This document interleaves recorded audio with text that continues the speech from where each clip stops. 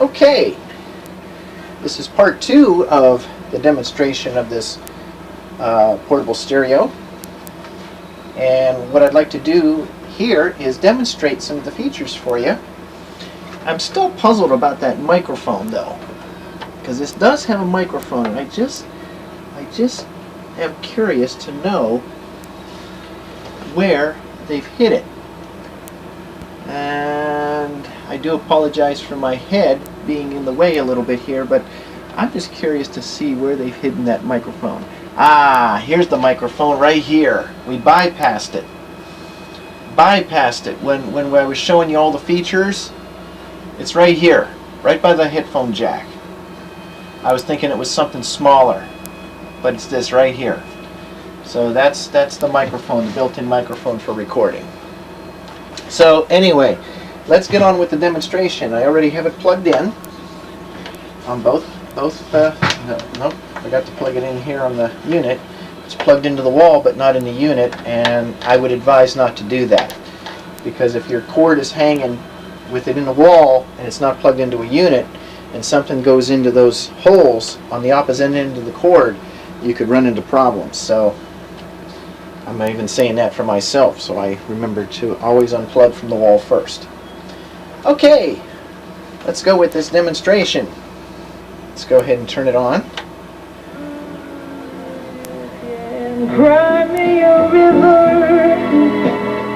And as you can hear, it's got a very, very nice sound. And that's on AM right now. That's an AM station. And just to show you the effects on the equalizer, we'll do the top band first.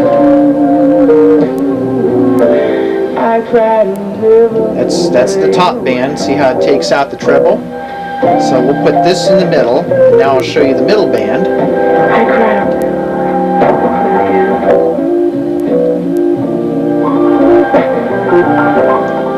That's the middle band, and now here's the low band of the EQ.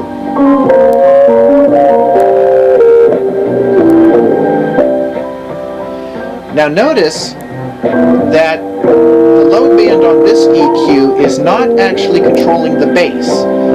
It's controlling what they call the, I would say, like the, if you're looking at it in vocal or voice terms, it would be the tenor spectrum of the. So as I increase it,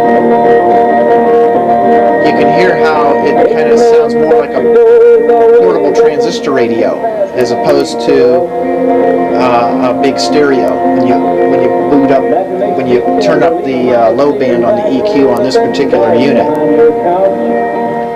So what I usually do, because either with it down or up, it doesn't sound right. So what I usually do is I keep the low band and the middle band in the middle, put the high band all the way up, and then I can control my bass with this control here.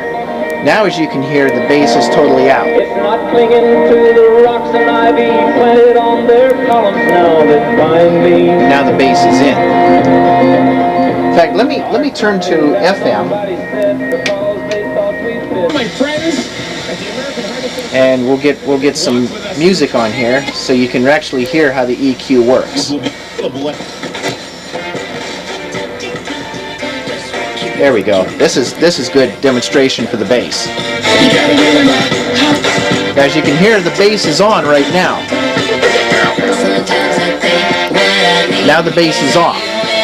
So this control right here, where my finger's at, controls the bass.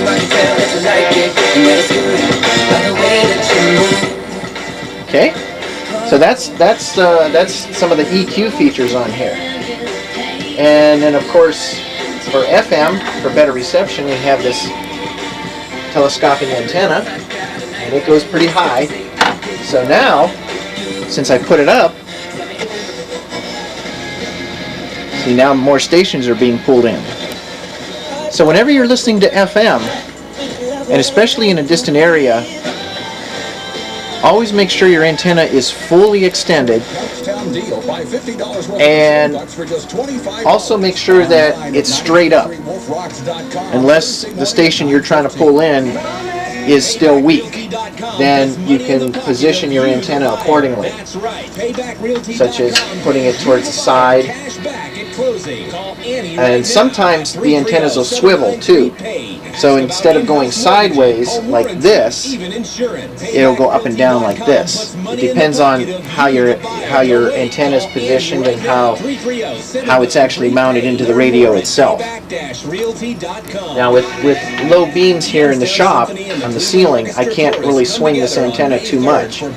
So I just usually leave it straight if I have it up. This is just for demonstration purposes, so I'm going to go ahead and put it back down so it doesn't break. And we'll rest it inside the antenna holder. Now as you notice, the station is no longer coming in good because the antenna is down. So always check that first. That's just a little tip on getting better reception if you're struggling with that.